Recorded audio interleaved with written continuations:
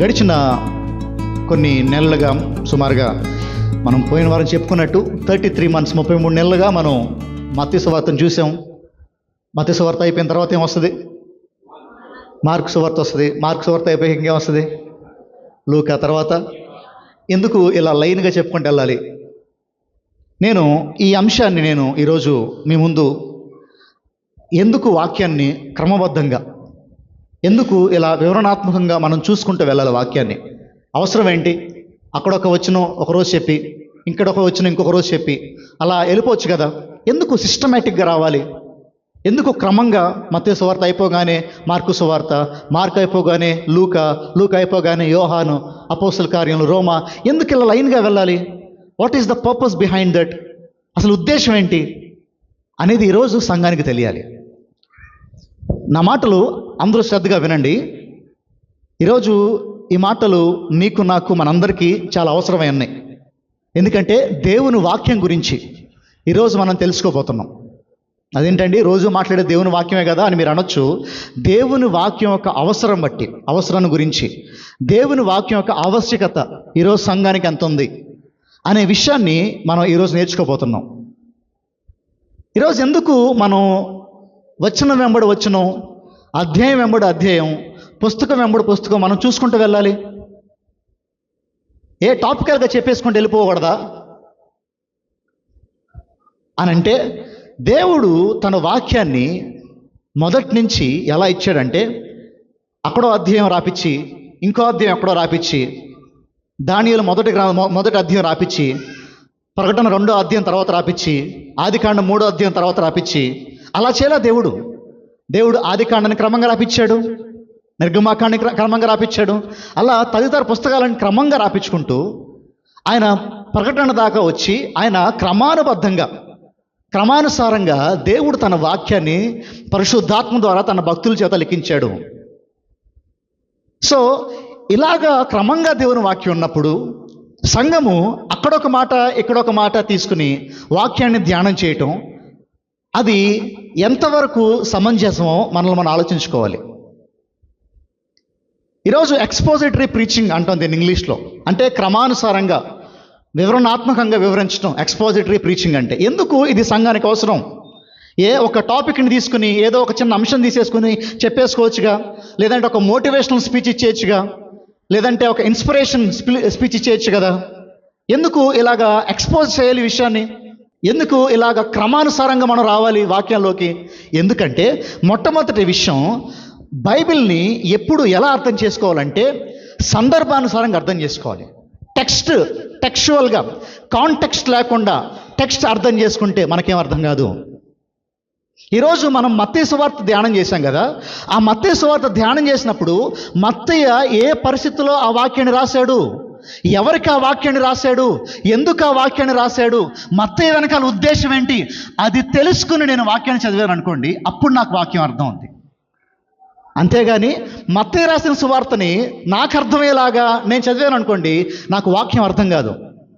నా మాటలు మళ్ళీ చెప్తున్నాను. మత్తయి తన సువార్త రాసి సుమారుగా 2000 సంవత్సరాలు అవుతుంది. సుమారుగా 2000 సంవత్సరాలు అవుతుంది. అప్పుడు మత్తయి సువార్త రాసినప్పుడు అతనికున్న పరిస్థితులు వేరు, అతనికున్న సాంప్రదాయాలు వేరు, అతనికున్న పద్ధతులు వేరు. ఇప్పుడు ఆ పద్ధతుల్ని, ఆ భాషని, అవన్నీ అర్థం చేసుకుంటే కానీ మనకి మత్తయి సువార్త అర్థం కాదు. ఇప్పుడు ఈ క్రమానుసారంగా మన వాక్యాన్ని చెప్పుకుంటూ వెళ్తే ఏమవుద్దండి అంటే, మత్తయి ఎందుకు ఆ వచనాన్ని అక్కడ రాశాడు, ఏ సందర్భంలో రాశాడు, ఎందుకు రాయాల్సి వచ్చింది, రాసినప్పుడు అక్కడ చరిత్ర ఏంటి, రాసినప్పుడు అక్కడ భాష ఏంటి, సో ఇవన్నీ నాకు అర్థమవుతాయి. అసలు ఎవరి కోసం రాశాడు దీని వెనకాల బిగ్ పిక్చర్ ఏంటి, బిగ్ పిక్చర్ అంటే దాని వెనకాల ఉన్న సారాంశం ఏంటి, యేసుక్రీస్తు. సో ఇవన్నీ నాకు అర్థమైంది అనుకోండి, అప్పుడు మత్తయి సువార్త యొక్క అసలు భావం ఏంటో నాకు అర్థమవుద్ది. అదేం కాకుండా ప్లెయిన్గా నేను చదివేసుకుని వెళ్ళిపోయాను అనుకోండి వాక్యాన్ని, తద్వారా ఏమవుద్దంటే వాక్యాన్ని అపార్థం చేసుకోవటం ఎక్కువైపోద్ది. నేటి సంఘంలో, నేటి సార్వత్రిక సంఘంలో ఎందుకు అనేకులు వాక్యాన్ని అర్థం చేసుకోలేకపోతున్నారు? ఎందుకు అనేక అబద్ధ బోధలు వచ్చేసినాయి సంఘాల్లోకి? ఎందుకు స్వస్థతలకి పెద్దపేట అయిపోయింది? ఎందుకు భాషలకి పెద్దపేట అయిపోయింది? ఎందుకు ప్రవచనాలకి పెద్దపేట అయిపోయింది? ఎందుకు ఆశీర్వాదాలకి పెద్దపేట అయిపోయిందంటే వాక్యము సరిగ్గా వివరించిన చేతగాక. వాక్యాన్ని ఎక్కడ పడితే అక్కడ ముక్కలు ముక్కలుగా సగం సగం తీసుకుని చెప్పుకోవటం వల్ల, చదువుకోవటం వల్ల. ఇప్పుడు చెప్పండి, మీ పిల్లలు స్కూల్లో జాయిన్ చేయించారు, వారికి ఇంగ్లీష్ పుస్తకం ఇస్తారు. ఏ పుస్తకం ఇచ్చారనుకుందాం? ఇంగ్లీష్ ఇచ్చారు, లేదంటే తెలుగు ఇచ్చారనుకుందాం. తెలుగులో సుమారుగా 10 పాఠాలు ఉన్నాయి. 10 పాఠాలు ఉన్నాయి. ఈరోజు మొదటి పాఠం చెప్పి రేపు 5 చెప్పి రేపు 10 చెప్తే ఆడికి అర్థం వద్దా? క్రమంగా వెళ్తే అర్థం వద్దా? ఆ తర్వాత కా అంటే ఆడికి అర్థం వద్దా? ఆ తర్వాత ఆ అంటే అర్థం వద్దా? ఏ తర్వాత జెడ్ అనాలా? ఏ తర్వాత బి అనాలా? 1 తర్వాత ఎంత? 2, 5 వస్తుందా? క్రమానుసారంగా వెళ్ళటం వల్ల లాభం ఏంటి? బేసిక్స్, ఫౌండేషన్స్ బాగుంటాయి, పునాదులు బాగుంటాయి. వాక్యాన్ని మనం సరిగ్గా అర్థం చేసుకోవచ్చు. అసలు ఎందుకు ఈ వాక్యం ఎలా ఉంది, ఎందుకు ఈ వచనం ఎలా ఉంది, దీని వెనకాల భావం ఇదా అని క్రమానుసారంగా వెళ్తే, వచనం వెంబడి వచనం, అధ్యాయం వెంబడి అధ్యాయం వెళ్తే మనకు అర్థం అవుద్ది. అప్పుడు దాకా మనకి మత్తయి సువార్త ధ్యానించేంత వరకు సంఘానికి క్రమశిక్షణ అని తెలియదు మనకి. ఆ క్రమశిక్షణ ఏంటో అర్థమైంది మనకి. ఎన్నో లోతైన విషయాలు మనం చూసాం ఈ 3 సంవత్సరాల్లో మత్తయి సువార్తలో. సో ఏమవుద్ది ఈ క్రమానుసారంగా వెళ్తే అంటే, ఇదిగో క్రమానుసారంగా వెళ్తే దేవుడి హృదయం ఏంటో నాకు అర్థమవుద్ది. వాక్యంలో దేవుడు మనతో ఏది మాట్లాడాలనుకుంటున్నాడో తన హృదయం అంతా వాక్యంలో పెట్టాడు కదా. ఇప్పుడు ఆ హృదయాన్ని, ఇదిగో దేవుని హృదయంతో నిండిన ఆ వాక్యాన్ని నేను చదువుకుంటే, నాకు ఆ రీతిగా అర్థం చేసుకుంటే, నేను ఇంకా డీప్గా నా వేర్లు ప్రభువులో రూట్ అవుతాయి. సో దీంట్లో నుంచి నేను కొన్ని విషయాలు మీకు చూపించేసి, ఈరోజు నేను మార్కు సువార్తను మొదలు పెట్టను, కానీ మనం ఎందుకు ఈ క్రమానుసారంగా తెలుసుకోవాలి వాక్యాన్ని, ఎందుకు వాక్యాన్ని లోతుల్లో తెలుసుకోవాలి నేను అనే విషయాన్ని ఈరోజు మనం క్లుప్తంగా చూసేసి ముగిచేసుకుందామండి. మొట్టమొదటి విషయం, ఎందుకు క్రమానుసారంగా వివరణాత్మకంగా మనం వాక్యాన్ని నేర్చుకోవాలి. ఎందుకంటే అది దేవుడు చెప్పాడు కాబట్టి అలా నేర్చుకోమని. ఇప్పుడు నా ఉద్దేశం ఏంటంటే, టాపికల్ సర్మన్స్ తప్ప. టాపికల్ సర్మన్స్ అంటే ఏంటంటే, అక్కడ ఒక అంశం ఇక్కడ ఒక అంశం తప్ప, అది తప్ప అని చెప్పట్లేదు నేను. ఏ అంశం చెప్పినా వాక్యానుసారంగా, అక్కడ వాక్యం ఏముందో ముందు దాన్ని వివరించి, ఆ వాక్యం అర్థం ఏంటో వివరించి, ఆ వాక్యం లోతేంటో వివరించి, దాని తర్వాత దాన్ని అన్వయించాలి. నేను చెప్తున్నా, జాగ్రత్తగా వినండి. ఈరోజు బయట జరిగే విషయం ఏంటంటే, వాక్యం చదవటం, దాన్ని వివరించడం కూడా లేదు, అన్వయించుకోవటం ఎక్కువైపోయింది ఈరోజు. వాక్యాన్ని అన్వయించుకోవటం అంటే ఏంటంటే, ఇది నాతో ఏం మాట్లాడుతుంది అనేది ఎక్కువైపోయింది. మా అమ్మ చిన్నప్పుడు నాతో చెప్తూ ఉండేది ఈ మాట. ఏంటంటే, మొన్న సండే స్కూల్లో కూడా చెప్పాను, నోవాహు అట్లు చేసును అని ఉందంట బైబిల్లో. ఏమనుంది? నోవాహు అట్లు చేసును. నోవాహు ఇడ్లీలు చేయలేదు, నోవాహు చపాతీలు చేయలేదు. నోవాహు ఏం చేశారంట? అట్లు చేశాడంట. నిజంగా దాని అర్థం అదా? అట్లు అంటే అలా చేశాడని. అట్లు అంటే ఏంటి? నిజంగా అట్లని కాదు, అంటే దోశలో లేదంటే పిండని కాదు. అట్లు చేసును అంటే నోవాహు అలాగూ చేసును. ఈరోజు వాక్యాన్ని అలా చదివేసాం అనుకోండి, మొన్న అప్పుడేదో చెప్పాను నేను, నీ కంట్లో నలుసు కాదు, నీ కంట్లో దూలం ఉంచుకుని ఎదుటివాడి కంట్లో నలుసును చూస్తాం అంటే ఏంటన్నా అని అడిగారంట ఎవరో ఒక ఆయన్ని. మరి దూలం తీసేస్తే ఎలాగన్నా? దూలం అంటే ఏంటి తెలుసా మీకు? దూలం అంటే ఏంటి తెలుసా? పాత ఇళ్లలో కొన్ని గుడిసెల్లో ఒక పెద్ద దాన్ని ఏమంటారు, ముద్దులాగా ఉంటుంది ఒకటి. అమ్మ, మీరు అమెరికా నుంచి రాలేదు, మీకు తెలుసు, మీరు మరీ అలా మొహాలు పెట్టి నాకు చూడదు. దూలం తెలియకపోతే మీరు నటిస్తున్నట్టు. ఇంకా దూలం తెలుసా తెలీదా? సార్ మీకు తెలీదా? అక్కడ చూస్తారే, దూలం తెలుసా తెలీదా? అప్పుడు వాక్యం ఏముందంటే, నీ కంట్లో దూలాన్ని పెట్టుకుని ఎదుటివాడి కంట్లో నలుసుంటే మరి ఎలాగన్నా దూలం లేకపోతే అని అడిగాడంట. అప్పుడు చెప్పేవాడు చెప్పాడంట, తప్ప తమ్ముడు, దూలం తీసి బిల్డింగ్ కట్టుకోవాలన్నాడంట. నిజంగా దాని అర్థం అదే. విషయం ఏంటంటే, ఈరోజు వాక్యాన్ని క్రమానుసారంగా ఎందుకు చదవాలంటే, నేను అసలు అక్కడ ఉద్దేశం ఏంటి? యేసుక్రీస్తు వారు వ్యంగ్యంగా చెప్తున్నాడు ఆ మాట, హాస్యాస్పదంగా చెప్తున్న మాట అది. జోక్ చేశాడు యేసుక్రీస్తు వారు. ఆ జోకును కూడా నిజంగా సీరియస్ తీసుకునే వాళ్ళు చాలా ఉన్నారు ఈ రోజుల్లో. నీ కుడి చేయి నరికేసుకో అని చెప్పింది వాక్యం, పాపం చేస్తే. నీ ఎడం కన్ను పీకేసుకో అని చెప్పింది వాక్యం, పాపం చేస్తే. నిజంగా పీకేసుకోవాలి కూర్చుని. వాక్యాన్ని అలానే చదివామనుకోండి, నీకు అర్థం అవ్వదు. సో ఈరోజు అది అర్థం కాక ఈరోజు అనేక సంఘాలు పుట్టుకొచ్చేసినాయి. మాదొక సంఘం, మాదొక సిద్ధాంతం, మాదొక వ్యవహారం అని చెప్పి. లేదు, వాక్యం ఎందుకు క్రమానుసారంగా వెళ్ళాలంటే, మనకి దాని వెనకాల ఉద్దేశం ఏంటి, సందర్భం ఏంటి, సారం ఏంటి, ఎవరికి రాశాడు, ఎందుకు రాశాడు, ఏ సందర్భంలో ఏ పరిస్థితులు రాశాడు, ఇవన్నీ తెలియాలి. దాని తర్వాత ఆఖరిగా అన్వయింపు. ఇప్పుడు ఈ వాక్యం నాకెలా ఉపయోగపడుద్ది, ఇదేం చూడం మనం. ఫస్ట్ ఏం చూస్తామంటే ఈ వాక్యం నాకే, ఈ వాక్యం నాకే, నీకు కాదు వాక్యం. ఫస్ట్ ఎందుకు రాశాడు తెలుసుకో, దేనికోసం రాశాడు తెలుసుకో, అసలు దాని అర్థం ఏంటో తెలుసుకో, దాని లాస్ట్లో అది నీతో ఏం మాట్లాడుతుందో తెలుసుకో. ఈరోజు సంఘం అది మర్చిపోయింది. నువ్వు అడుగుపెట్టి తలవల్ల నీకు ఇస్తా అంటే అది నిజంగా ఏదో నాకేసం అనుకునే వాక్యం. అది నేను ఆశీర్వదించేస్తాను అంటే నిజంగా దేవుడు ఆశీర్వదించేస్తాడు అనుకుంటున్నారు ఈరోజు. దాని వెనకాల ఉద్దేశం ఏంటి, అసలు ఎందుకు చెప్పాడు నేను ఆశీర్వదిస్తాను దేవుడు, అసలు ఎందుకు ఆశీర్వదించాలి, ఇవేం పట్టించుకోం. దాంట్లో ఉంది అది నాకే, దాంట్లో ఉంది అది నాకే.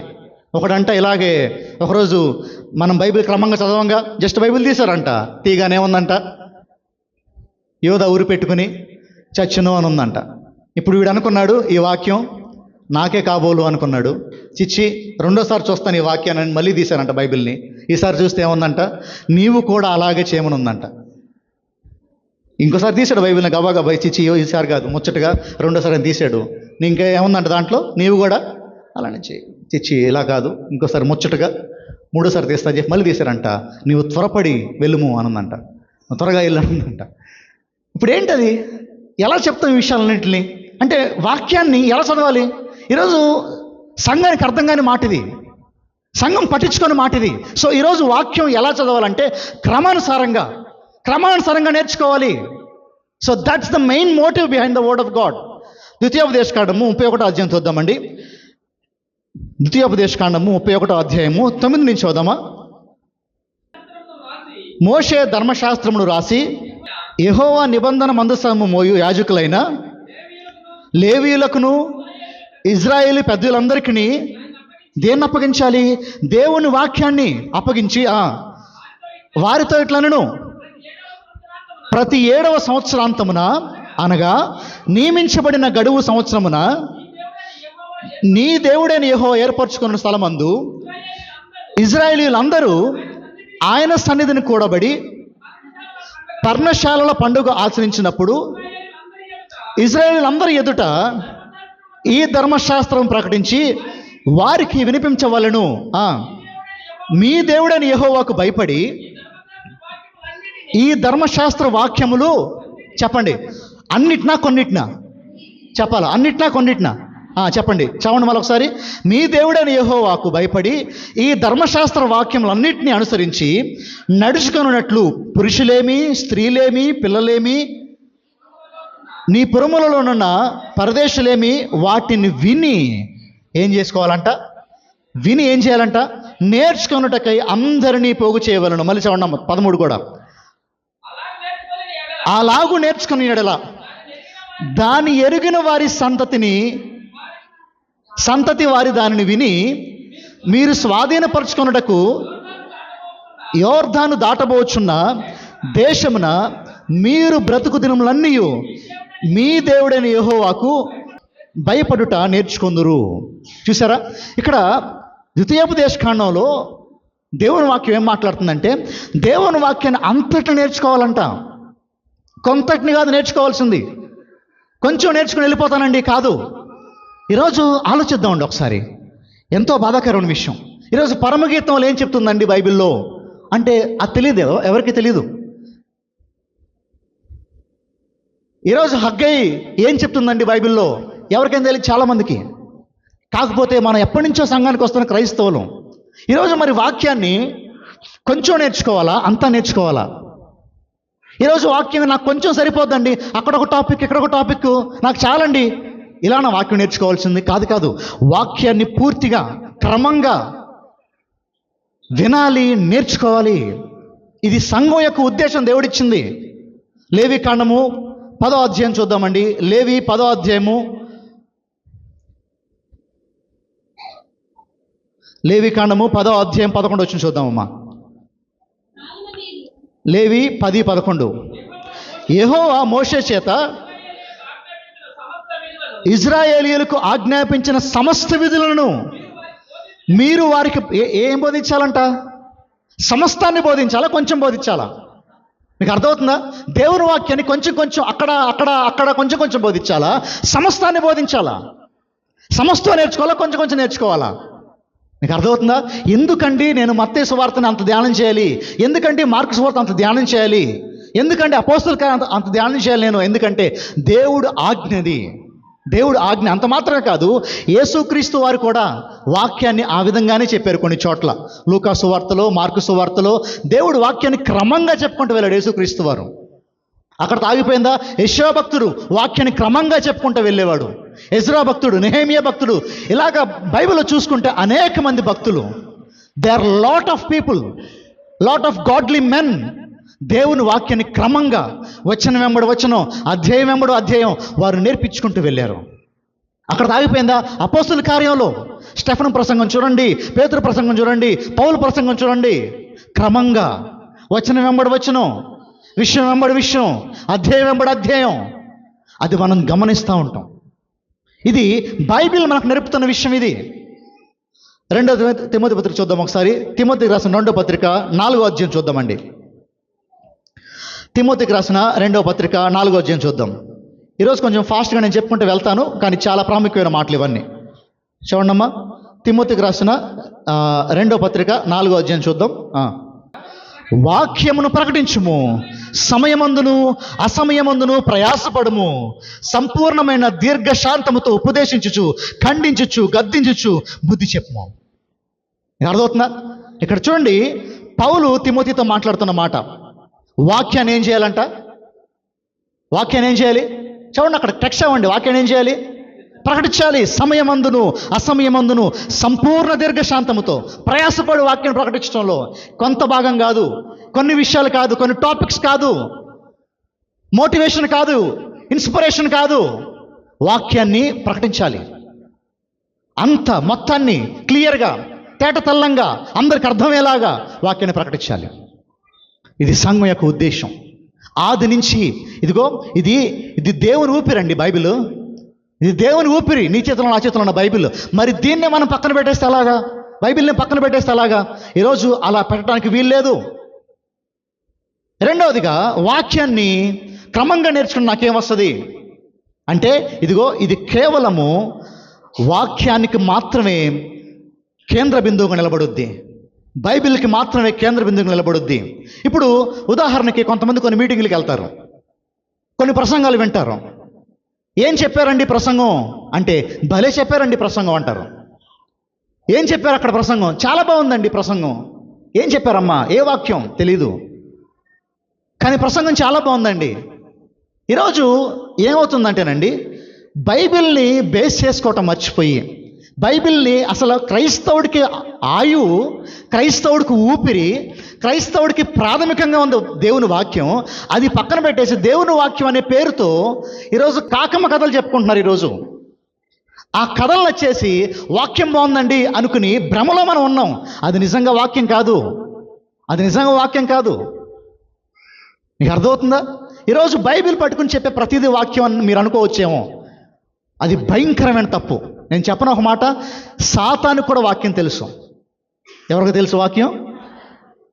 మా దయ్యాలకు వాక్యం తెలుసు. అది కూడా మరి మారు మనసు పొంది అనుకుందామా?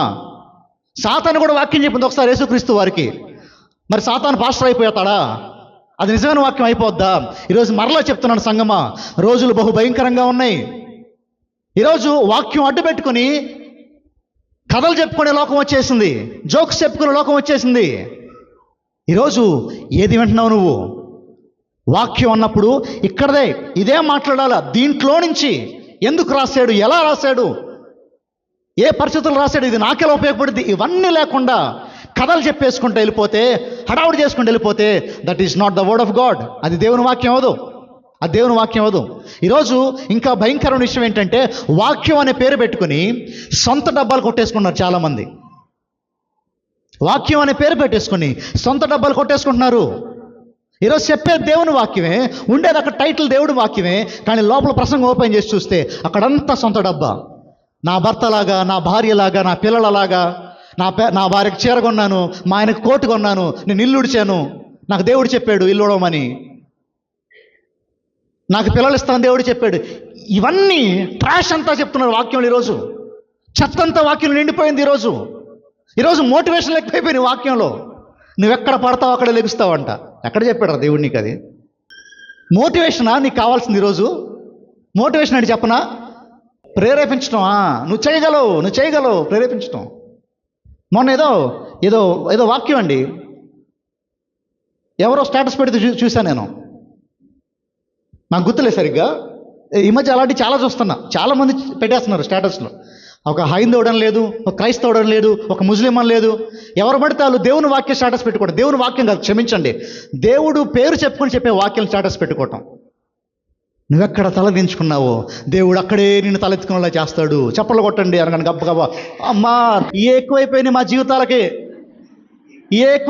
జీవితాలకే. వినం, సావం, ఏం తెలుసుకోం. ఇంకా ఊపు చేసేయడం మనం కూడా.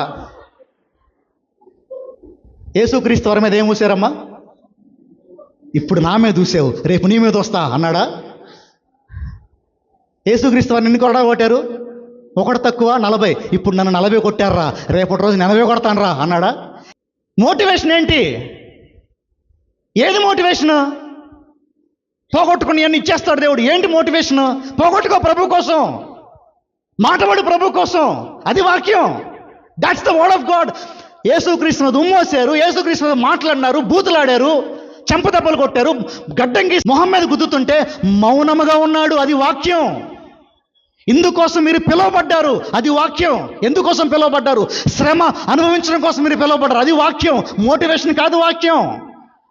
డబ్బులు వచ్చేస్తాయి, ఆశీర్వాదం వచ్చేస్తుంది, పేరు వచ్చేస్తుంది. This is not the word of God. ఈరోజు ఎందుకు క్రైస్తవం పాడిపోయింది? ఈరోజు ఎందుకు సొంత డబ్బాలు? కొన్ని వాక్యాలు చూడండి.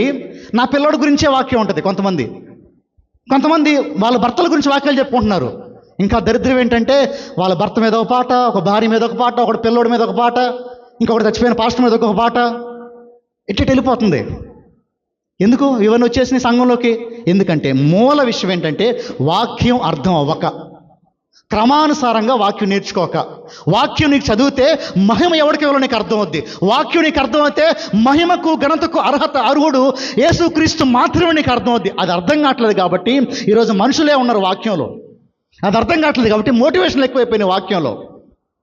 అది అర్థం కావట్లేదు కాబట్టి చెత్త ఎక్కువైపోయింది వాక్యంలో.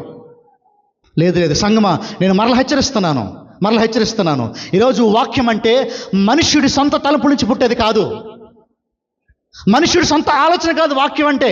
ఇక్కడ వాక్యం చదివేసి నాకేమనిపించింది అది చెప్పడం కాదు వాక్యం అంటే. ఇక్కడ చదివింది అసలు దాని అర్థం ఏంటి, దాని ఉద్దేశం ఏంటి, అది ఎందుకు చదవాలి, అది ఎలా అప్లై చేసుకోవాలి, ఇది వాక్యం. ఈరోజు వాక్యం నేర్చుకోవటం ఎలాగంటే కష్టం అండి, శ్రమ పడాలి. ఫుక్కాట్లో దొరికేది కాదు నీకు వాక్యం అంటే. ఏమనుకుంటున్నావు వాక్యం అంటే? టీవీ ఆన్ చేసేసుకుని, యూట్యూబ్లో ఆన్ చేసేసుకుని ఈజీగా వినేదా వాక్యం అంటే? శ్రమ పడాలా వాక్యం కోసం, కూర్చొని రాసుకోవాలా, దాని ఉద్దేశం ఏంటి ప్రభువా నాకు నేర్పించు అని ప్రార్థన చేయాలా. ఈరోజు సంఘం మర్చిపోయిన విషయం అది. Church has lost it senses. సంఘము తన స్పృహను కోల్పోయింది వాక్యం విషయంలో. దురద చెవులు ఎక్కువైపోయినాయి సంఘానికి. కట్టుకథలు వింటున్నాం, గొప్పలు చెప్పుకోవటం వింటున్నాం. ఈరోజు ఎక్కువైపోయిన వాక్యంలో వాక్యము అదేంటంట? ఇర్మియా గ్రంథం 23:29 ఏం చదివాం ఇప్పుడే? చదవాలా? చదవనా? ఏంటంట? నా మాట అగ్ని వంటిది కాదా, బండను బద్దలు చేయ సుత్తి వంటిది కాదా? వాక్యం ఏం చేయాలి? అగ్ని అయితే కాల్చేయాలి. వాక్యం నిన్ను కాలుస్తుందా? వాక్యం అంట బండల లాంటి హృదయాన్ని పగలగొట్టింది అంట. సుత్తిలాగొచ్చి నీ హృదయాన్ని పగలగొట్టిందా? నీకు హ్యాపీనెస్ ఇస్తుంది వాక్యం. భలే ఉందండి వాక్యం. ఏంటంటే ఎక్కడ తల్లించుకుంటారో అక్కడ తలెత్తుకుంటారంట. అబ్బో భలే ఉందండి ఇది. అది వాక్యం కాదురా సామె. ఎప్పుడు అర్థమవుతుంది నీకు అది విషయం? అది మోటివేషన్ బాబు. ఈరోజు వాక్యం అంటే నీ హృదయాన్ని కదిలించాలి. ఈరోజు వాక్యం విన్నప్పుడు నీ హృదయం బద్దలవ్వాలి. ప్రభు కోసం నువ్వు పురుకొల్పబడాలి. ప్రభు కోసం ఏదైనా చేస్తా అని ముందుకు రావాలి వాక్యం వింటే. ఇదేం కాకుండా నీ దురద చెవులకి ఇంపుగా ఉంటే అది వాక్యం అనుకుంటున్నారా? కట్టుకథలు చెప్పేసి అది వాక్యం అనుకుంటున్నారా? కొన్ని నాకు పేర్లు చెప్దాం ఉంది కానీ మరి కొంతమంది ఫీల్ అవుతారు. ఫీల్ అయినా పర్లేదులేండి, ఫీల్ అయినా పర్లేదు. కొన్ని పోస్టులు చూస్తూ ఉంటాను నేను యూట్యూబ్లో, స్క్రోల్ చేస్తూ ఉన్నప్పుడు తగులుతూ ఉంటాయి. కొన్ని పెద్ద పెద్ద పాస్టరమ్మ గారులు ఏమైపోయిందంటే వాళ్ళ గురించే వాక్యం అంతా. వాక్యం మీరు ఓపెన్ చేసి చూడండి, డబ్బా మొత్తం వాళ్ళ గురించే ఉంటుంది. క్రీస్తు కనిపించడం వాక్యంలో, ప్రభు ఉండడు వాక్యంలో. ఈరోజు నేను దీన్ని చాలా వివరంగా మాట్లాడాలి. మీరు టైం వేస్ట్ అనుకున్నా, ఎందుకు ఇంత చెప్తున్నాడు అనుకున్నా, నేను మాట్లాడాలి ఈ విషయం గురించి. ఎందుకంటే సంఘం వాక్యం మర్చిపోతుంది. దేనికో ప్రాధాన్యత చేస్తున్నాం మనం సంఘానికి, వాక్యాన్ని మర్చిపోయి. ఈరోజు క్రమానుబద్ధంగా చెప్పుకుంటూ వెళ్తే అది పాస్టర్ కూడా ఇబ్బంది, తెలుసా? నేను చెప్పనా, నా పర్సనల్గా చెప్పనా, నేను నా వ్యక్తిగత అనుభవం చెప్తాను. మత్తయి సువార్త చెప్పినప్పుడు నేను సఫకేట్ అయిపోయేవాడిని. ఊపిరాడదు ఒక్కోసారి నాకు. ఎలా చెప్పాలో అర్థమయ్యేది కాదు. కొన్ని అధ్యాయాలు, కొన్ని వచనాలు ఎలా చెప్పాలో తెలిసేది కాదు నాకు. వాక్యం ఛాలెంజింగ్గా ఉండాలి. నాకు వచ్చిందే, నాకు తెలిసింది చెప్పకూడదు. వాక్యాలు ఎప్పుడు నేను నేర్చుకోవాలి, మీకు నేర్పించాలి. అది గిఫ్ట్, అది దేవుడిచ్చే బహుమానం. అది ఈరోజు వాక్యం శ్రద్ధ కలిగి వినాలి, శ్రద్ధ కలిగి నేర్చుకోవాలి వాక్యాన్ని మనం. ఈరోజు నేను మరలా చెప్తున్నానమ్మా, ఏది వింటున్నావో వివేచన చేసుకో ఒకసారి. ఎందుకు వింటున్నావు వివేచన చేసుకో. ఎందుకు అడుగుతున్నాను నేను, అమ్మ ఏమి నేర్చుకున్నావు అని. ఆ వాక్యమే నీకు నాకు ఆధారం కాబట్టి. ఆ వాక్యం లేకుండా నువ్వు నేను ఈ లోకంలో బతకలేం కాబట్టి. ఎందుకంత మొత్తుకుంటున్నావు, ఎందుకింత ప్రయాస, ఎందుకు కాన్ఫరెన్స్లు, ఎందుకు హడావుడు, ఎందుకు తిరుగుడంతా? వాక్యం యొక్క ప్రాధాన్యత సంఘానికి తెలియాలి. ఈరోజు అది మర్చిపోయాం, వాక్యం మర్చిపోయాం. ప్రార్థన అంటే లేదంటే ఆరాధన అంటే ఆదివారం వచ్చేయటం, ముసుగేసి కూర్చోవటం, టైంకి వచ్చేసి వెళ్ళిపోవటం. ఇది కాదండి ఆరాధన, ఇది కాదండి క్రైస్తవ్యం, ఇది కాదు దేవుని వాక్యం అంటే. దేవుని వాక్యం అంటే ఈరోజు ఏమి నేర్చుకున్నాను, దాని సందర్భం ఏంటి? నేను కష్టపడాలి. ఫ్రీగా వచ్చేది కాదు ఇది. నేను మరలా చెప్తున్నాను. నా అంతాడు అంటే తెలుసుగా, మంచి బంగారపు గొలుసు వేయించుకుని ఎంత అవుద్దది? ఎంత అవుద్దమ్మా? ఇప్పుడు డూప్లికేట్ చేపిస్తుంది అంది ఒకటి, నకిలీ బంగారం ఉంటుంది తెలుసా? అదే సేమ్ లాగుంటుంది. అది ఎంత అవుతుంది చెప్పండి? 100, 50, 70, 100 ఉంటుందా? దాన్ని 1 గ్రామ్ గోల్డ్ ఇంకేదో అనొచ్చు, దాన్ని ఏదో అంటారు కదా, ఏదో అంటారు, నాకు సరిగ్గా తెలియదులే. 1 గ్రామ్ గోల్డ్ అంటారు, అంతేనా? ఇప్పుడు అదే ఒరిజినల్ ఎంత అయింది? 1,00,000 అయింది. డూప్లికేట్ ఎంత అయింది? 100 అయిపోయింది. ఒరిజినల్ కొనడం కోసం కష్టపడాలా, ఈజీగా వచ్చిందా? ఎన్ని సంవత్సరాల పనికి వెళ్తే వచ్చినాయి? ఎంత కష్టపడితే వచ్చినాయి? కష్టపడకుండా ఈజీ కొనేసారా దాన్ని? డూప్లికేట్ ఎంతలో వస్తుంది? ఒక్కరోజు పని, కొంచెం డబ్బులు పక్కన పెడితే డూప్లికేట్ వేసేసుకోవచ్చు మనం. ఇప్పుడు చెప్పండి, వాక్యం నేర్చుకోవాలంటే అలా ఈజీగా అయిపోయేది కాదు. కూర్చోవాలా, నేర్చుకోవాలా, ప్రయాసపడాలా. కుటుంబంగా మనం ప్రయాసపడి, సంఘంగా మనం ప్రయాసపడి, ఆ బాధ్యత ఉంటే వాక్యానికి అర్థం అవుద్ది. ఏదో వచ్చాం, విన్నాం, వెళ్ళిపోయాం, బ్రతుకులు మారవు, జీవితాలు మారవు, ఏది మారదు. నువ్వు వచ్చావా, ప్రయాసపడి నేర్చుకోవడం మొదలుపెట్టు. వాక్యాన్ని క్రమంగా నేర్చుకున్నప్పుడు దాన్ని వినియోగించుకోవాల విషయాన్ని. ఈరోజు కొన్ని విషయాలు చెప్పేసి నేను నా ప్రసంగాన్ని ముగిచ్చేస్తానండి. ఏంటంటే ఆదిమ సంఘం అంటే కంటే ఎర్లీ చర్చ్లో, సంఘ చరిత్రలో ఒక నినాదం ఉండేది. ఒక సోలాస్ అని కొన్ని ఉండేవి. సోలా స్క్రిప్చరా అంటారు ఒకదాన్ని. సోలా స్క్రిప్చరా అంటే ఏంటంటే కేవలము వాక్యం మాత్రమే. చెప్పండి, దానికి అర్థం ఏంటమ్మా? కేవలము వాక్యం మాత్రమే. సోలా స్క్రిప్చరా అంటే అర్థం ఏంటంటే కేవలము వాక్యం మాత్రమే. ఈరోజు అంత్యకాలంలోనంట వాక్యం కరువైపోద్దంట. ఈరోజు నిజం కరవట్లేదు వాక్యం. నిజమైన వాక్యం ఎవరు చెప్పట్లేదండి ఈరోజు. శ్రేష్టమైన వాక్యం, స్వచ్ఛమైన వాక్యాన్ని ఉన్నట్టుగా ఎవరు చెప్పలేకపోతున్నారు వాక్యం ఈరోజు నాకు నేను డబ్బా వేసుకోవడానికి రాలేదు ఇక్కడికి, మన కోసం మనం గొప్పలు చెప్పుకోవడానికి రాలేదు ఇక్కడికి. కానీ క్రమానుసారంగా వెళ్తే ఆదిమ సంఘంలో ఏం జరిగింది, సంఘ చరిత్రలో ఏం జరిగింది, అదే మన సంఘంలో జరగబోద్ది. క్రమానుసారంగా వెళ్తే బతుకులు మారుతాయి, జీవితాలు మారుతాయి, ప్రవర్తనలు మారుతాయి. క్రమానుసారంగా వెళ్తే, వాక్యాన్ని సరిగ్గా నేర్చుకుంటే, అక్కడ ఒకటి ఇక్కడ ఒకటి ఏది అర్థం కాకుండా నేర్చుకుంటే బ్రతుకులు మారవు. ఆ రోజుల్లో 1360 బొహేమియా అనే దేశంలో ఒక మనిషి ఉన్నాడు, జాన్ హస్ అనే ఒక మనిషి ఉన్నాడు. జాన్ హస్ అనే ఒక ఆయనంట ఆ రోజుల్లో ఏం చేశారంటే, ఆ రోజుల్లో మొత్తం ఆర్సీఎం ఎక్కువ ఉండేది దేశం మొత్తం, దేశాల మొత్తంలో ఆర్సీఎం డామినేషన్ చాలా ఉండేది. ఎంత ఉండేదంటే ఆర్సీఎం వాళ్ళ డామినేషను, రాజులను కూడా వాళ్ళు నియమించేవాళ్ళు. ఆర్సీఎం వాళ్ళే. అంత భయంకరంగా ఆర్సీఎం వాళ్ళు ఏలేసే వాళ్ళు ఆ ప్రపంచం మొత్తాన్ని. ఆ రోజుల్లో ఏం జరిగేదంటేనండి, మన పాపాలు పోవాలి అంటే వ్యభిచారం చేస్తే 50,000 కడితే వ్యభిచారం క్షమించబడుద్ది. 1,00,000 రూపాయలు కడితే హత్య చేసుకోవచ్చు, హత్య క్షమించబడుద్ది. లేదంటే ఇంకా కొంచెం వెలిస్తే పాపాలు క్షమించబడితే డబ్బులు ఇస్తే అనే ఒక అబద్ధ బోధ ఉండేది ఆర్సీఎం వాళ్ళు బైబిల్ని కేవలము లాటిన్ భాషలో ఉంచేవాళ్ళు. లాటిన్ భాష ఎవరికి రాదు. సో ఏం చెప్పినా చివరికి ప్రార్థన చేసినా సరే లాటిన్ భాషలో ప్రార్థన చేయాలని చెప్పేవాళ్ళు. లాటిన్ భాష ఒక్కటే అది దైవ భాష అని చెప్పేవాళ్ళు. సో అలాంటి భయంకరమైన రోజుల్లో, అబద్ధ బోధ భయంకరంగా విజృంభిస్తున్న రోజుల్లో జాన్ హస్ అనే ఒక ఆయన లేచాడండి 13వ శతాబ్దంలో. అతడు ఆర్సీఎం బోధ తప్పు, ఇది వాక్యానుసారం కాదు, దీంట్లో వాక్యం సరిగ్గా లేదు అని తెలుసుకుని ఆర్సీఎంకి వ్యతిరేకంగా పోరాటం మొదలుపెట్టాడు. అప్పుడేం జరిగిందంటే అతన్ని ఒక గుంజ కట్టేసి కింద గడ్డి పెట్టి మంట పెట్టి, ఇదిగో నువ్వు చెప్పింది తప్పని ఒప్పుకుంటావా, ఆర్సీఎంఏ రైట్, బైబిల్ తప్పని ఒప్పుకుంటావా అని అడిగినప్పుడు జాన్ హస్ అన్నాడు, ఇదిగో నా ప్రాణం పోయినా సరే, నా జీవితం పోయినా సరే, సోలా స్క్రిప్చరా, వాక్యం మాత్రం విలువైంది, వాక్యం మాత్రమే అంతిమ అధికారం కలిగింది, వాక్యానికి మాత్రమే సమస్తమైన అధికారం ఈ మానవాళిపై ఉంది అని చెప్పి ఆయన చనిపోయాడు, జాన్ హస్ అని ఆయన. ఎందుకంటే భక్తులకు తెలుసు వాక్యానికి మాత్రమే అంతిమ అధికారం ఉందని చెప్పి తెలుసు. ఈరోజు సంఘానికి అర్థం కావాల్సిన మాట ఏంటంటే, కళలకి, దర్శనాలకి, అద్భుతాలకి అధికారం లేదు, అధికారము వాక్యానికి మాత్రమే ఉంది. వాక్యము నేనా ఊపిరవ్వాలి, మనుషుడు రొట్టె వల్ల మాత్రం కాదు, కానీ దేవుడి నుంచి ప్రతి ఒక్క మాట వల్ల మనుషుడు ఏం చేస్తాడంట, జీవిస్తాడు. ఈరోజు నీ జీవితం దేని మీద ఆధారపడి ఉంది? డబ్బుల మీద. ఈరోజు జీవితం దేని మీద ఆధారపడి ఉంది? కథల మీద, దర్శనాల మీద, కళల మీద, అద్భుతాల మీద కాదు, దేవుని వాక్యము మీద. దిస్ షుడ్ బి ఫైనల్, ఇది ఫైనల్ అయిపోవాలి. దీనికోసం ప్రాణాలు పెట్టారు సంఘ చరిత్రలో.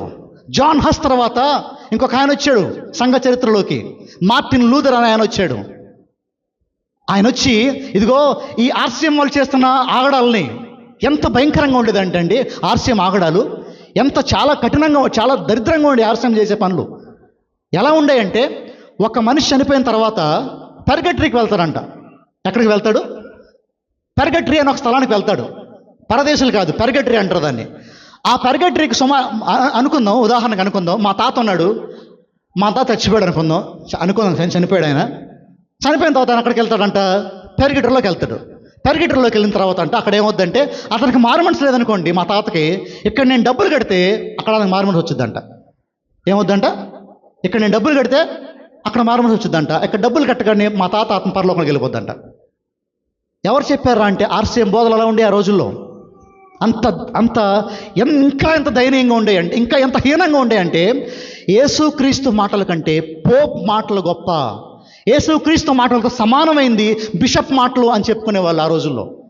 అంత దారుణంగా బైబిల్ని పక్కన పెట్టేశారు, సాంప్రదాయాన్ని తెచ్చేశారు. ఇంకొక మాట చెప్పేవాళ్ళు ఏమన్నా తెలుసా? సాంప్రదాయాలే ముఖ్యం దేవుని వాక్యంతో పాటు. దేవుని వాక్యం అంత గొప్ప, సాంప్రదాయాలు కూడా అంతే గొప్ప అని చెప్పేవాళ్ళు.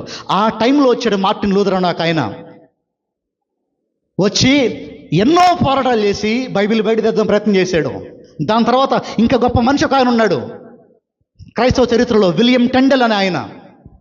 ఆయన ఎంతో కష్టపడి తనకున్న సమస్తాన్ని అమ్మేసుకుని బైబిల్ నిజమైన వాక్యం, స్వచ్ఛమైన వాక్యం ఎలాగైనా అందరికి అందాలి, అన్ని భాషల్లోకి వెళ్ళాలి, తెలుగులోకి, ఇంగ్లీష్లోకి, హిందీలోకి, అన్ని భాషలకు బైబిల్ రావాలి అని ప్రాణత్యాగాలు చేసి, ప్రాణాలు పణంగా పెట్టి, జీవితాలు పణంగా పెట్టి, ఆస్తులు పణంగా పెట్టి, దేవుని వాక్యానికి ఉన్న ప్రాధాన్యత తెలుసు కాబట్టి వారు తమ జీవితాలను పణంగా పెట్టారు. ఈ విలియం టెండెల్ అని ఆయన్ని 8 నెలలు ఒక చీకటి గదిలో పడేశారంట. చెప్పు, వాక్యాన్ని తర్జుమా చేయటం మానేస్తావా మానేవా చెప్పు అని చెప్పినప్పుడు 8 నెలలు చీకటి గదిలో పడేసి, చలి ప్రదేశాల్లో పడేసి, అన్నం సరిగ్గా పెట్టకుండా అంత చిత్రవదలు చేసినా సరే వారు చెప్పిన విషయం ఏంటి తెలుసా? మేము వాక్యాన్ని ప్రకటించకుండా మానం. అంత మాత్రమే కాదు, విలియం టెండెల్ని గుంజ కట్టేసి బలవంతం గురితీసి అందరి ముందు కాల్చి చంపేశారు, కింద గడ్డి పెట్టేసి. ఈరోజు చెప్పనా, నీ చేతిలో ఉన్న బైబిల్ అనేక మంది రక్తం చిందిస్తే వచ్చింది బైబిల్. ఇది ఊరికనే నీ చేతిలోకి నా చేతిలోకి రాలేదండి. దీనికి ఎంతో ప్రాధాన్యత ఉంది. మరి ఆ ప్రాధాన్యత ఉన్న దాన్ని ఈరోజు నువ్వు నేను చేస్తున్నాం, తీసి పక్కన పడేస్తాం. వారానికి ఒక్కసారి కూడా చదవం మనం బైబిల్ని సరిగ్గా. ఎంత దారుణం ఇది! చదువు వచ్చి కూడా బైబిల్ని నిర్లక్ష్యపరిచే మీకు శ్రమ. చదువు వచ్చి కూడా వాక్యాన్ని నిర్లక్ష్యం చేసే మీకు శ్రమ. ఎందుకంటే దీని వెనకాల కొన్ని వందల వేల మంది ప్రాణాల త్యాగాలు ఉన్నాయి. వాక్యం వెనకాల కొన్ని వందల లక్షల మంది నలిగిపోయారు నీకు నాకు రావటానికి. ఈరోజు మనకు శ్రమ లేదండి. ఈరోజు శ్రమ లేదు నీకు నాకు బైబిల్ చెప్పడానికి, బైబిల్ వినటానికి. కానీ ఆ రోజుల్లో వాక్యం చెప్పాలని చంపేసేవాళ్ళు, వాక్యం వింటే చంపేసేవాళ్ళు. ఆ రోజు ఎంత దారుణంగా ఉండేదంటే పరలోక ప్రార్థన ఇంగ్లీష్లో నేర్చుకున్నారని చెప్పి, పరలోక ప్రార్థన ఇంగ్లీష్ భాషలో నేర్చుకున్నారని చెప్పి 6 కుటుంబాలను చంపేశారంట ఊరేసి అందరి ముందు. బైబిల్ అంత కఠినంగా బయటకు వచ్చింది బైబిల్. మరి ఈరోజు ఆ బైబిల్ని ఎలా చూస్తున్నాం మనం? ఈరోజు ఒక మాట గుర్తుపెట్టుకోవాలి, లేఖనములు మాత్రమే ప్రాధాన్యమైనవి. సంగమా, క్రైస్తవుడా క్రైస్తవురాలా, నా జీవితంలో అన్నిటికంటే గొప్ప ఏంటో చెప్పనా? ఈరోజు కొంతమంది అబద్ధ బోధకులు వచ్చేసారు. ఏం చెప్తున్నారంటే వాక్యము సరిపోదంట, వాక్యంతో పాటు దర్శనాలు కావాలంట, వాక్యంతో పాటు కళలు కావాలంట, వాక్యంతో పాటు భాషలు కావాలంట. ఎవడు చెప్పాడురా? వాక్యము సరిపోయినది, వాక్యము చాలినది, వాక్యమే అన్నిటికంటే హైయెస్ట్ అథారిటీ వాక్యముకే ఉంది. ఎందుకంటే ఆది ఎందు వాక్యం ఉండును, ఆ వాక్యము దేవుని యొద్ద ఉండును, ఆ వాక్యమే శరీరధారి అయి మన మధ్యలోకి వచ్చాడు. ఆ వాక్యం ఇదిగో ఇది. ఇంతకంటే హైయెస్ట్ ఏమైనా ఉందా? ఇంతకంటే ప్రాధాన్యత ఏదైనా ఉందా? ఏది లేదు. This is the primary thing. ఇదే ప్రైమరీ థింగ్ మన జీవితంలో. ఆ రోజు ఆర్సీఎం వాళ్ళు చాలా కలిపేశారు వాక్యంతో పాటు. ఈరోజు మనం కూడా అది చేస్తున్నాం. వాక్యాన్ని పక్కన పెట్టేసాం, పాటలు ఎక్కువ పడేయాలి. వాక్యాన్ని పక్కన పెట్టేసాం, స్కిట్లు ఎక్కువ కావాలి. వాక్యం పక్కన పెట్టేసాం, డాన్స్లు ఎక్కువ కావాలి. కొన్ని మీటింగ్స్కి వెళ్తే, కొన్ని ప్రదేశాల మీటింగ్స్కి వెళ్తే వాక్యం 20 నిమిషాలు ఉంటుంది, మిగిలిన కార్యక్రమాలు చాలా ఎక్కువ ఉంటాయి. ఆలోచించేద్దాం. ఈరోజు వాక్యానికి ఏది పెద్దపీట సంఘంలో? ఈరోజు నేను చెప్పిన మళ్ళీ ఒకసారి, వాక్యము నేర్చుకోవడానికి ఎంత కష్టపడతారో నువ్వు. దేవుడు చెప్పాడు ఇదే ప్రాముఖ్యమైనది నీ జీవితంలో అని. మరి నీ వారంలో రీల్స్కి ఇచ్చే టైము, ఫేస్బుక్ ఇచ్చే టైము, ఫోటోలు సెల్ఫీలు తీసుకుని డీపీలు పెట్టుకునే టైము దేవుని వాక్యానికి ఎప్పుడు ఇచ్చావా? శ్రమ, బహుశ్రమ. అలా చేయపోతే నువ్వు, అలా చేయకపోతే శాపాన్ని తెచ్చుకున్నావు. ఎందుకంటే అంతమంది రక్తంతో తడిచిన బైబిల్ నీ ముందు దేవుడు పెట్టినప్పుడు దాన్ని వదిలేసి పక్కన పడేసి నీ ఇష్టానుసారంగా బతికితే ఎందుకమ్మా దేవుడిని చదివించింది? ఎందుకయ్యా దేవుడిని చదివించింది? వాక్యం కోసం కాదా? వాక్యాన్ని క్రమంగా నేర్చుకోవడం కోసం కాదా? ఈరోజు సంఘం అది మర్చిపోయింది. ఈరోజు ఒక భయంకరమైన దుస్థితిలోకి సంఘం వెళ్ళిపోయిందండి. సంఘం వెళ్ళిపోయింది. ఈరోజు పెద్దపీట దేనికంటే అద్భుతాలు చేస్తే పెద్దపీట అయిపోయింది ఈరోజు సంఘానికి. అమ్మ అద్భుతాల్లో లేదు విషయం, అమ్మ భాషల విషయం లేదు, అమ్మ దాన్ని ఏమంటారు ప్రవచనాల విషయం లేదు, కళలలో దర్శనాల విషయం లేదు. విషయం వాక్యంలో ఉంది. వాక్యం మాత్రమే మనకు రావాలి. హెబ్రీ పత్రిక చూద్దాం ఒకసారి. ఎందుకనగా దేవుని వాక్యము సజీవమై బలము గలదై రెండంచులుగా ఎటువంటి ఖడ్గము కంటను వాడిగా ఉండి ప్రాణాత్మలను, కీళ్లను, మూలుగులను విభజించినంత మట్టుకు దూర్చు హృదయం యొక్క తలంపులలోని ఆలోచనలను. వాక్యం అంత లోతుల్లోకి వెళ్ళాలి. నీకు నాకు ఏం చేస్తుందండి వాక్యం ఏం చేస్తుందండి? వ్యభిచారులను మార్చుద్దండి. వాక్యం ఏం చేస్తుందండి? దొంగలను మార్చుద్దండి. వాక్యం ఏం చేస్తుందండి? కఠిన హృదయాల్ని, బండలాంటి హృదయాల్ని వాక్యం మార్చుద్దండి. వాక్యం ఏం చేస్తుందండి? నరకపు ద్వారాల్ని మూసివేసి పరలోకపు ద్వారాలను వాక్యం తెరచుద్దండి. ఆ వాక్యం నిర్లక్ష్యం చేస్తే ఏమైపోతావు నువ్వు నేను? పాటలా కావాల్సింది, డాన్స్లా కావాల్సింది, అద్భుతాలా కావాల్సింది, దేవుని వాక్యమా కావాల్సింది. సంగమా, ఎంతవరకు ట్రాన్స్ఫార్మ్ అయింది నీ బతుకు దేవుని వాక్యం ద్వారా? ఎంతవరకు మారింది దేవుని వాక్యం ద్వారా నీ బతుకు? ఎప్పటి నుంచి వింటున్నావు? కొన్ని ఏళ్ళు అయిపోయినాయి, సంవత్సరాలు అయిపోయినాయి, దశాబ్దాలు అయిపోయినాయి వాక్యాలు విని. ఏం మారింది? వ్యభిచారం మారిందా? ఏం మారింది? దొంగతనం మారిందా? ఏం మారింది? ఏది మారలా. ఎందుకంటే వాక్యం ప్రాధాన్యత కాదు మనకి. గుడికొచ్చామా, వెళ్ళిపోయామా? నేను మరలా చెప్తున్నాను, మనం ఉగ్రత పోగేసుకుంటున్నామండి. దేవుని ఉగ్రతను పోగేసుకుంటున్నాం మనం అందరం కలిసి. నేర్చుకుని మనం ఉగ్రత పోగేసుకుంటున్నాం ఒక దగ్గర పెట్టుకుని. రేపటి రోజున దేవుడు పిలుస్తాడు, నీకు ఎంత వాక్యం తెలుసో ఒక పక్కన పెడతాడు, నిన్నో పక్కన పెడతాడు. ఎంత నేర్చుకున్నావు నీ సంఘంలో వాక్యం? అదంతా ఒక తూకాలు వేసి నీకు తెలిసిన వాక్యం అంతా ఒక పక్కన ఉంటుంది, నిన్న పక్కన పెడతాడు. తేలిపోతాం మనం. ఆలోచన చేయాలి. అంతిమము, ఈ లోకంలో అంతిమమైంది. సమస్త అధికారము దేవుని వాక్యానికి ఉంది. సంఘం పైన సమస్త అధికారము పాస్టర్కి లేదు, సంఘ పెద్దలకు లేదు, ఇంకా ఏ మతనానికి లేదు. సంఘం మీద అంతిమ అధికారము దేవుని వాక్యానికి మాత్రమే ఉంది. ఆ వాక్యం నీకు తెలుసా? ఆ వాక్యం నేర్చుకుందాం అనే తపన నీలో ఉందా? ఆ వాక్యం ద్వారా జీవితాన్ని మార్చుకుందాం అనే తపన మనలో ఉందా? నీ హృదయం అనే బండని వాక్యం బద్దలుగొట్టిందా? నీ హృదయాన్ని వాక్యం కాల్చివేసిందా? నీ పాపాన్ని వాక్యం కాల్చేసిందా ఎప్పుడన్నా? నీ ప్రాణాత్మ మూలుగుల్లోనికి వాక్యం దూరింది ఎప్పుడైనా? అక్కడ దాకా నువ్వు వాక్యాన్ని తీసుకున్నావా? నీ వాక్యం నా పాదములకు దీపము, నా త్రోవకు వెలుగై ఉన్నదని దేవుడు దావి చెప్పాడు కదా. ఎప్పుడన్నా నీ పాదాలకి వాక్యం దీపమైందా? వాక్యం బట్టి నడిచావా? వాక్యాన్ని బట్టి ముందుకెళ్ళావా? వాక్యాన్ని స్మరించుకుంటున్నావా? క్రైస్తవుడా, అంతిమమైంది. అంతిమ అధికారము గవర్నమెంట్కి లేదు. నా మాట మరలా చెప్తున్నాను. అంతిమ అధికారము సీఎంకో పిఎంకో లేదు. అంతిమ అధికారము ట్రంప్కి లేదు. అంతిమ అధికారము దేవుని వాక్యానికి ఉంది. ఇది చెప్పిందా? వాక్యం మాట్లాడిందా? నోరు మూసుకుని తల దించేసుకోవాలంతే. నేను దించుకోవాలని తల, నేను విన్నండి అన్నావా, భయంకరమైన పర్యవసనాలు చూస్తారు రేపటి రోజున. ఆఖరిగా నేను ఈ మాటలు చెప్పి ముగిచ్చేస్తాను. క్రైస్తవులుగా మనం చేయవలసిన విషయం అన్నిటికంటే ముఖ్యంగా దేవుని వాక్యానికి పెద్దపీట వేయాలి. దేవుని వాక్యమే ప్రథమమైనదే ఉండాలి మన జీవితంలో. అంతకుమించి ఇంకా మన జీవితంలో నీకు నాకేది లేదు. ఈరోజు నిజంగా చాలా బాధాకరమైన విషయం అండి. పేరుకి లక్షల సంఘాలు ఉన్నాయి మన ఆంధ్రాలో, లక్షల సంఘాలు ఉన్నాయి ఆంధ్రాలో. కానీ నిజమైన క్రైస్తవులు కరువైపోయారు. అబద్ధ బోధలు ఎంత విస్తృతంగా పనిచేస్తున్నాయి అంటే, దేవుని వాక్యం లాగే ఉంటుంది కానీ దేవుని వాక్యం కాదు. అమ్మా, మీరు నన్ను తిట్టుకోండి, నన్ను అసహించుకోండి, గుడి మానేయండి. వాక్యం చెప్పింది నేను చెప్తా. మహిమ దేవుడికి వెళ్ళాలి అంతే. ఈ గుడిలో సన్మానాలు జరగకూడదు. ఈ గుడిలో ఎవడి గొప్పలు చెప్పకూడదు. ఈ గుడి అంటే నా ఉద్దేశం ఇది ఒక్కటే కాదు. ఏ ప్రసంగ వేదికైనా యేసుక్రీస్తుని మాత్రమే పొగడాలి. అవి లేవు ఈరోజు ప్రసంగ వేదికలో. చాలా బాధాకరమైన విషయం. చాలా శ్రద్ధగా, భయము కలిగి, మా సాతానంట గర్జిన సింహం వలె ఎవరిని మృంగుదనా అని అటు ఇటు తిరుగుతున్నాడంట. ఈరోజు నువ్వు అనుకోవచ్చు, నన్ను ఎవడో మోసం చేయాలని అనుకోవచ్చు. లేదు, నీకు వాక్యం తెలిస్తే మాత్రమే నిలబడగలవు. ఈరోజు నీకు వాక్యం అర్థమైతే మాత్రమే నిలబడగలవు. ఈరోజు అనేక మంది అండి యవ్వనస్తులు పాడైపోతున్నారండి. మొన్న హైదరాబాద్లో ఒక న్యూస్ చూశాను నేను. ఆమె పేరు మృదుల ఏదో ఉందో ఆవిడ పేరు. ఆవిడేం చెప్తుందంటే, నేను యేసుక్రీస్తు అని చెప్తుంది.